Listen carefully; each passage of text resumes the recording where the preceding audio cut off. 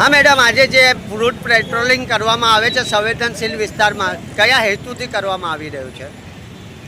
आज भारत पाकिस्तान की मैच है एना उपलक्ष्य में तकेदारीना भागरूपे कोई बनाव न बने और खूब शांति आ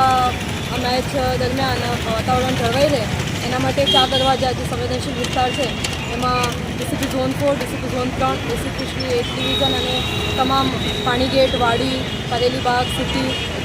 एना पीआईओ साथे फूड पेट्रोलिंग करवामां आव्युं छे, जेमां 100 થી વધુ પોલીस हालमां जोड़ायेली छे